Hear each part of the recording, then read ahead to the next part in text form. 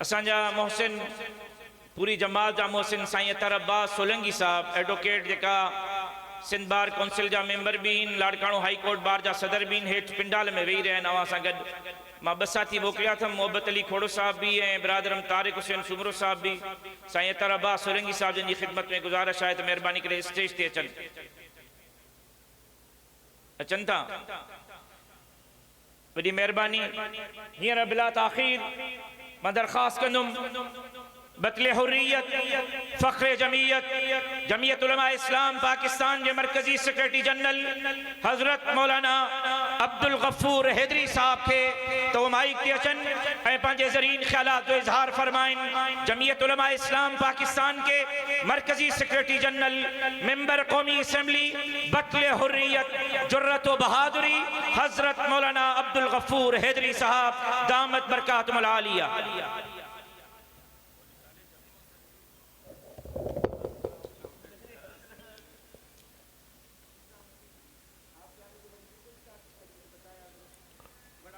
अल्हम्दुलिल्लाहि रब्बिल आलमीन वस्सलातु वस्सलामु अला अशरफिल अंबिया'i वल मुरसलीन मुहम्मदिन व अला आलिहि व सहबिहि अजमईन। अम्मा बाद फ़अऊज़ु बिल्लाहि मिनश शैतानिर रजीम बिस्मिल्लाहिर रहमानिर रहीम। क़ुल हल यस्तविल लज़ीना यअलमून वल्लज़ीना ला यअलमून।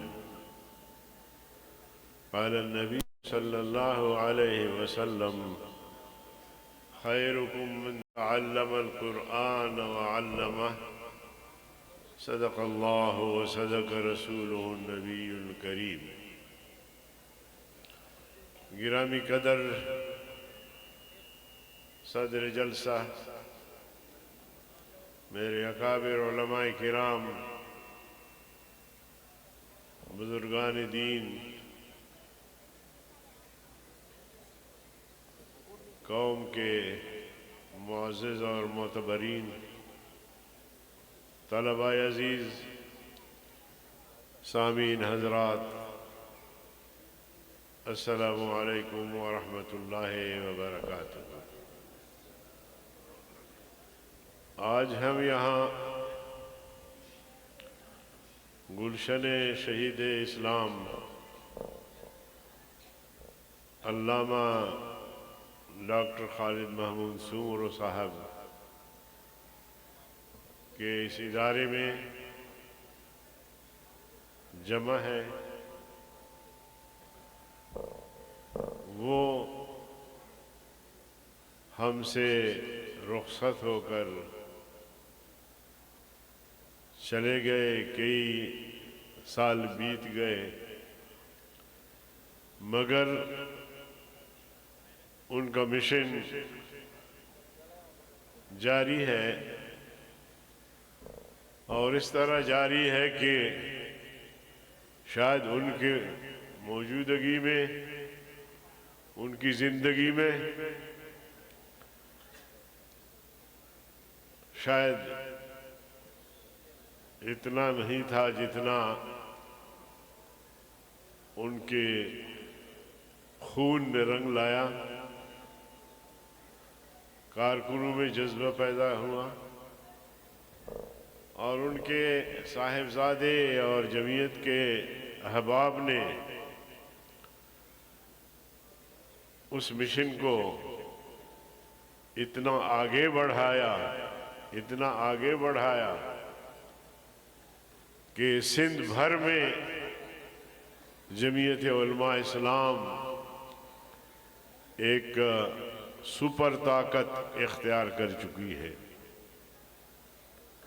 वो कहते हैं ना कि शहीद की जो मौत है वो कौम की हयात है। डॉक्टर साहब की शहादत का खून इस कदर रंग लाया कि पूरा सिंध, पूरा मुल्क उस खून से रंगीन हो गया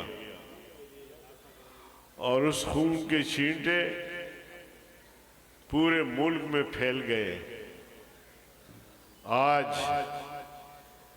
जो एक अकीदत डॉक्टर साहब से कारकुनों में पैदा हुई है, वो शायद उनकी जिंदगी में भी न थी। शहीद की जो मौत है वो कौम की हयात है। मेरे अजीज दोस्तों, हमारी ये तहरीकें इनकी हमेशा आबियारी खून से हुई है, मुशक्कत से हुई है, कैद व बंद की सऊबतें बर्दाश्त करने से हुई है, जद्दोजहद से हुई है। आप अगर उलमाए हक की माजी की तरफ जाएंगे तो हमारे इमाम साहब का जनाजा भी जेल से निकलता है, इमाम अहमद बिन हम्बल का जनाजा भी जेल से निकलता है। वो जहां हक पर डटे हुए लोग थे, वहां वो अहले हक के इमाम भी थे, तर्जुमान भी थे, मगर उन्होंने भी इस नज्म को, इस दीन को नई नस्ल तक पहुंचाने के लिए अपनी जिंदगी मुसलमानों के लिए मिसाल बना दी।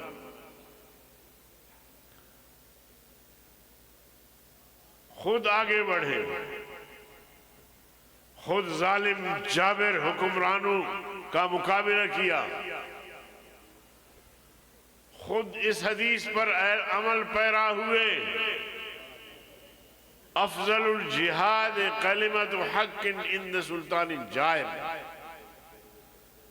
जालिम जाबिर हुक्मरान के सामने कलमा हक कहना अफजल जिहाद है, जिहाद।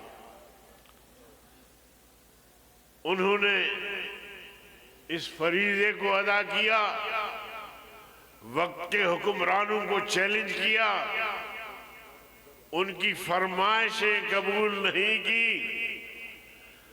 हजरत यूसुफ अलैहिस्सलाम की तरह जेल की सऊबतें तो बर्दाश्त की, मगर जालिम जाबिर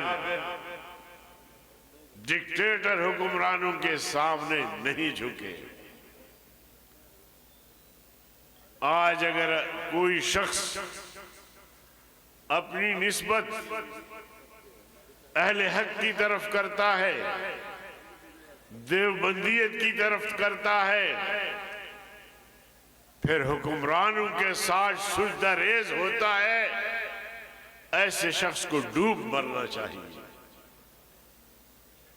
जो अहले हक उलमाए देवबंद का नाम बदनाम करते हैं। हजरत साहब हजरत अक़दस मौलाना अब्दुल्ला दरखास्त साहब रहमहुल्लाह के साहिबजादे यहाँ मौजूद हैं। मौलाना फजल रहमान दरखास्त साहब, जिस साल मैं वहाँ पढ़ रहा था, मौलाना कौसर न्याजी साहब का जलसा था खानपुर में। उन्होंने डिप्टी कमिश्नर भेजा कि मैं आपसे मिलना चाहता हूं। हजरत ने इनकार किया। मैं चश्मदीद गवाह हूं, कौसर न्याजी वो हुकूमत का तीसरा सुतून था।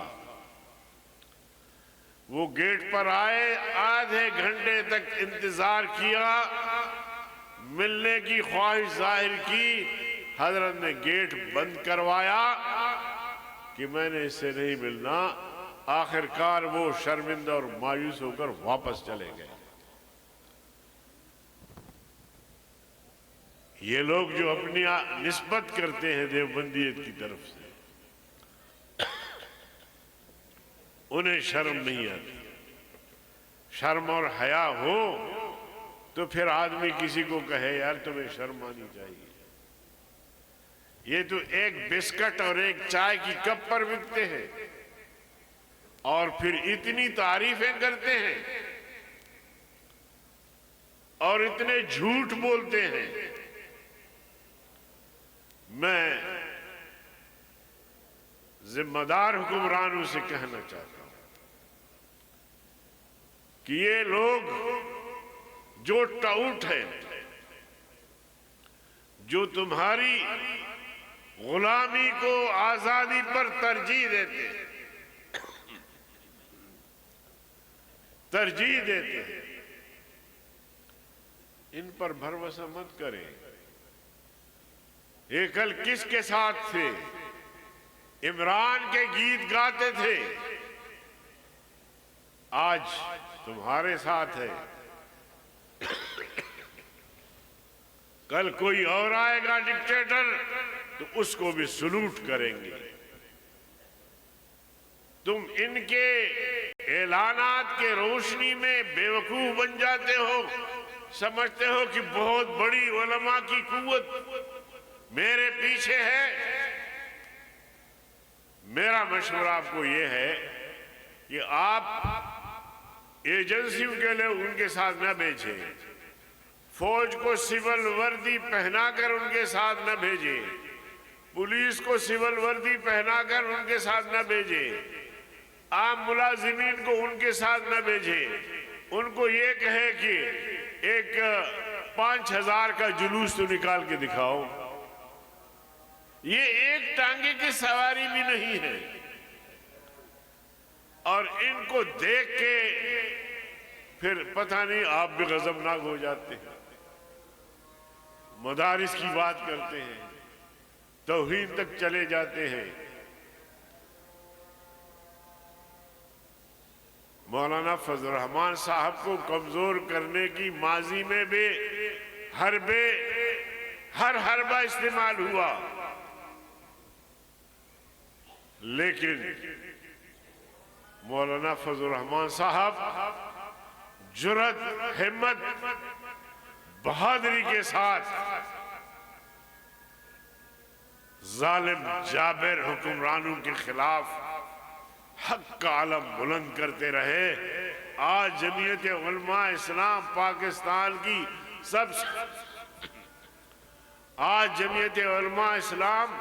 पाकिस्तान की सबसे बड़ी दीनी सियासी कुव्वत है। 47 फॉर्म इस्तेमाल न होता, इलेक्शन कमीशन के जरखरीद एजेंट, इंतजामिया के नौकरशाही और गुलाम, हुक्काम बाला, मुक्तदर कुव्वतों की फरमाइश पर 47 फॉर्म से लोगों को जितवाए। अगर ये हरकत न होती तो अल्लामा राशिद महमूद सूमर साहब आपका MNA होता। तो मेरे मोहतरम दोस्तों, ये एक जुल्म हो रहा है हमारे साथ, ये एक जबर हो रहा है हमारे साथ, एक जाति हो रही हमारे साथ। हुक्मरानों, इन जातियों का इजाला करो। ये जुल्म जबर हम कब तक बर्दाश्त करेंगे? हम बर्दाश्त नहीं करेंगे। अरे बर्दाश्त करोगे जुल्म? बर्दाश्त नहीं करेंगे। हाथ हिला के कहो हुक्मरान देखे कि हम मजीद जुल्म बर्दाश्त नहीं करेंगे, धांधली, जालसाजी, बेईमानी बर्दाश्त नहीं करेंगे। तुम होते कौन हो हमारे वफादारियों पर अंगुली उठाने वाले? होते कौन हो? ये जो आज मुहिब्बे वतन बने बैठे हैं, हमें गद्दार कह रहे हैं, इनको मैं बताना चाहता हूं कि तुम भी अपनी तारीख कौम के सामने रखो, हम भी अपनी तारीख कौम के सामने रखेंगे। और मैं दावे से कहता हूं कि हिंदुस्तान की आजादी या पाकिस्तान की आजादी या तवील जद्दोजहद आजादी के नतीजे में आपने कोई हिस्सा लिया हो या आपको कोई पसीना आया हो। और मैं अगर आपकी सामने तारीख रखूं तो मेरे हजारों उलमा फांसियों पे लटक गए, जामे शहादत नोश किया, जुल्म जबर को चैलेंज किया, हक को सदाकत का परचम लहराया। उनकी किरदार में कभी झोल नहीं आया, कभी वो अंग्रेज साम्राज्य के सामने न झुके न बिके, बल्कि डंके की चोट पर कलमे हक अदा करते रहे। तो मेरे अजीज दोस्तों, उलमाए किराम, ये है आपकी तारीख, हमें इसी तारीख पर चलना है।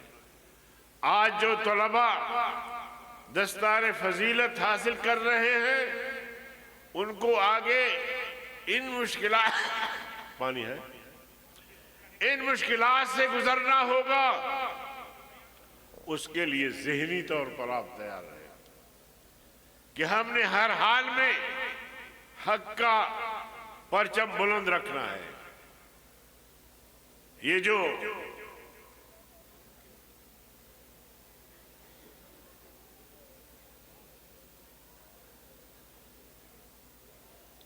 नुमाइशी मौलवी हैं, इनसे दूर रखना है, दूर रहना है। इन्होंने तो ऐलान कर दिया, आप सबका गायबाना बैत भी कर लिया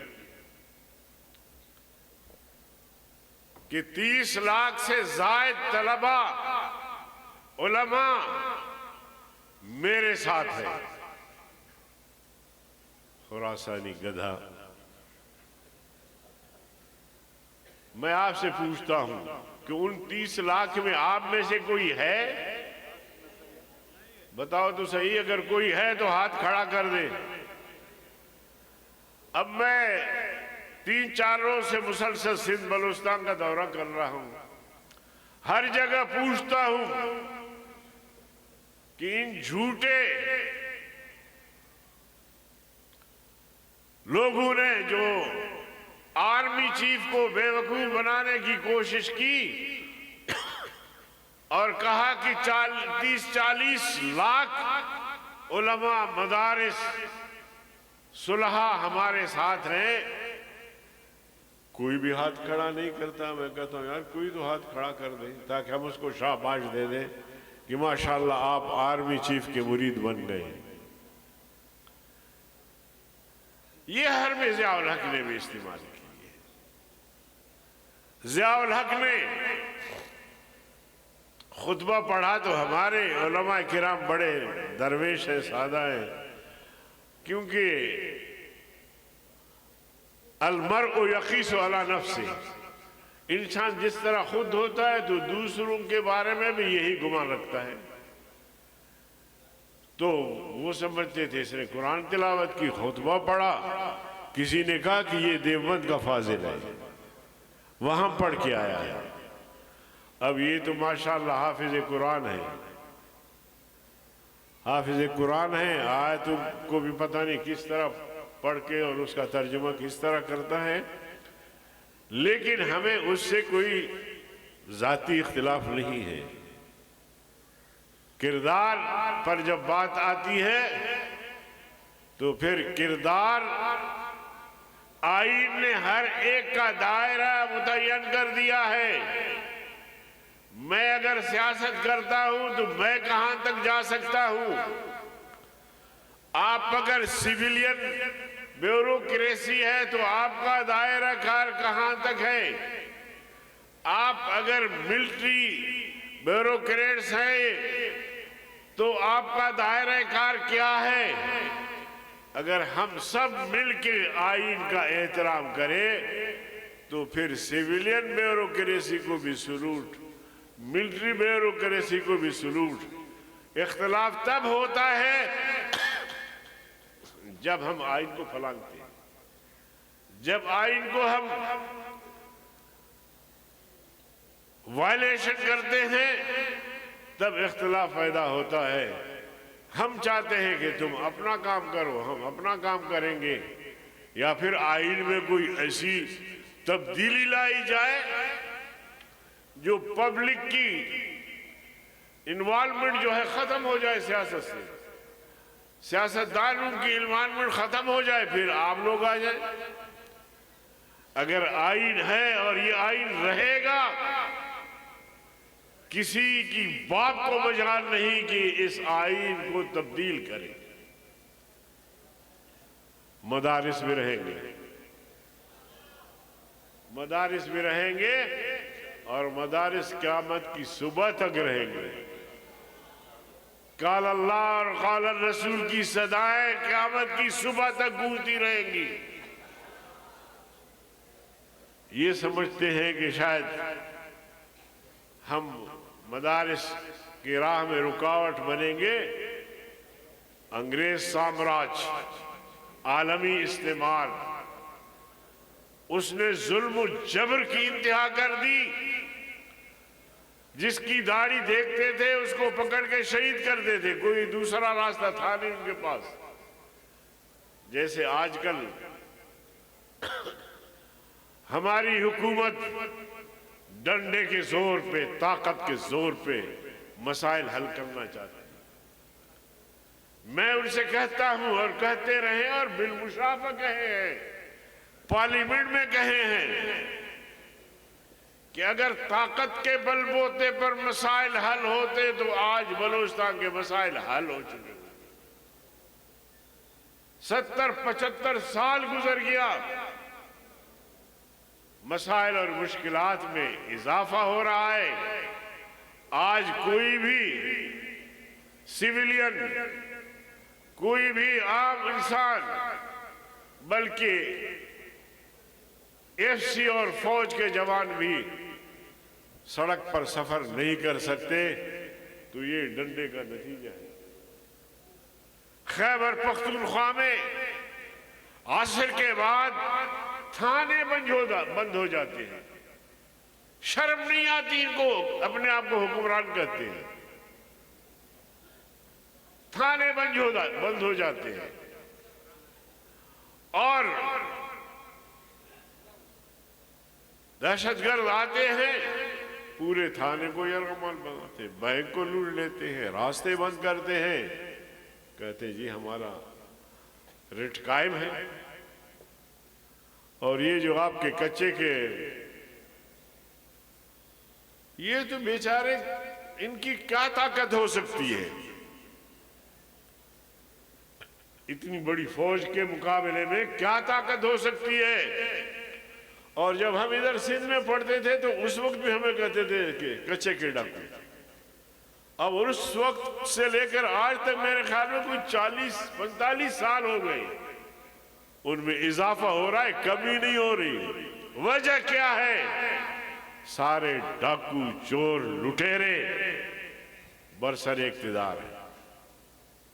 मदारिस पे तनकीद करे, मदारिस की तौहीन करे, धड़ल्ले से करे, जैसे उनको कोई कहने वाला नहीं।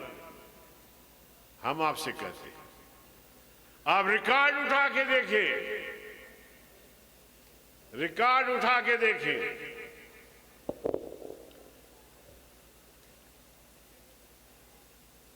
गुज़िश्ता सालों में मुशर्रफ का दौर था, वो बड़ा पारसा अपने आप को कहता था। जिन लोगों ने पाकिस्तान में फैक्ट्रियां लगाने के लिए अरबा रुपए लिए, फिर शोर उठा, तहकीकात हुई, वो फहरिस्त शाई हुई, कर्जे लिए और फिर माफ करवाए, जैसे उनकी बाप का पैसा था, माफ करवाए। जनाबे वाला वो फहरिस्त हमारे सामने आ गई, पार्लियामेंट में आ गई। आप अभी भी उठा के देखेंगे, रिकॉर्ड पर मौजूद है, एक मौलवी का नाम भी नहीं था। जमीयत उलमा इस्लाम तो कुछ, एक मौलवी साहब का, मौलवी का नाम भी नहीं था। फिर करप्ट लोगों के फहरिस्त सामने आई।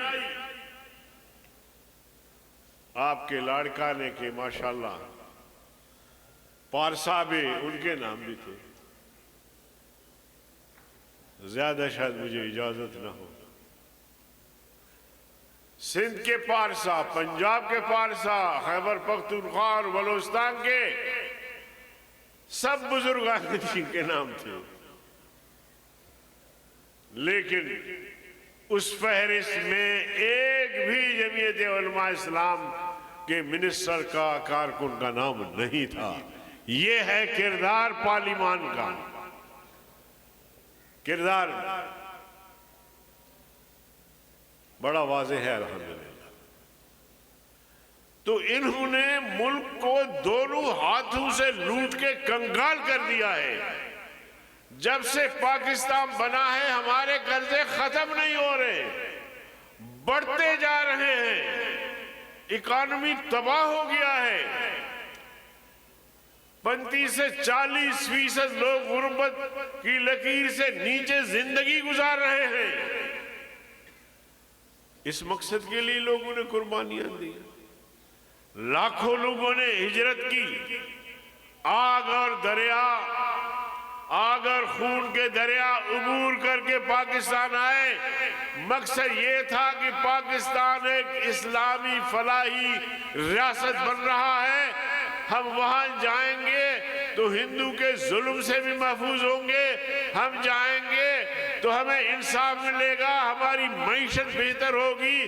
फारूक आजम का निजाम होगा जिसने फरमाया था लौमातल कल्ब जुअन अला शत्तिल फुरात लकान उमर मसूलन अनहु यौमल क़ियामा।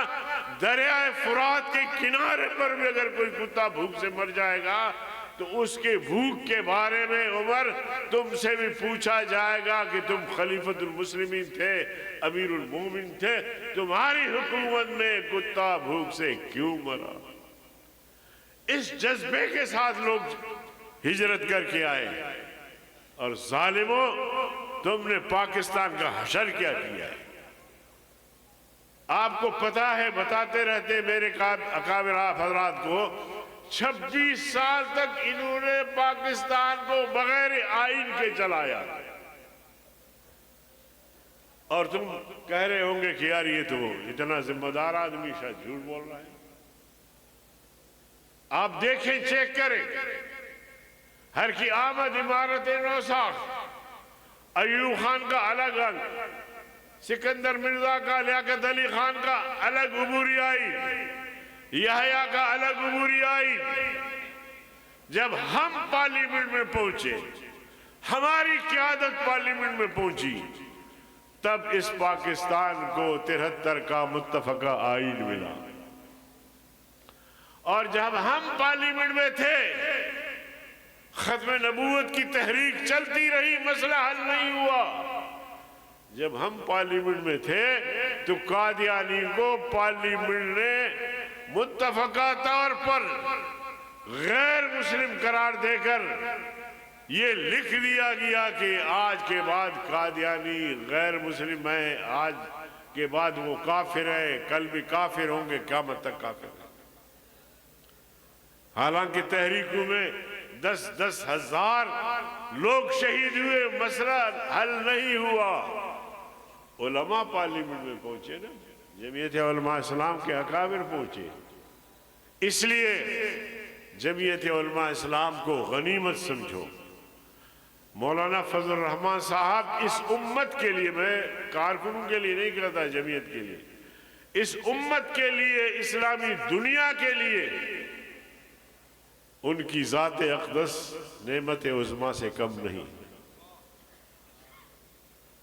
वो जुल्म के खिलाफ, जबर के खिलाफ, चाहे वो शीशान में हो, चाहे वो गजा में हो, फलस्तीन में हो, चाहे वो बर्मा में हो, जहां कहीं भी मुसलमानों पे जुल्म हो, इवन काफिरों पे भी जुल्म हो, तो मौलाना फजल रहमान की एक आवाज है जो गूंजती है और पूरी दुनिया में फैलती है, और उसके बाद उस पर तबसरे शुरू हो जाते हैं।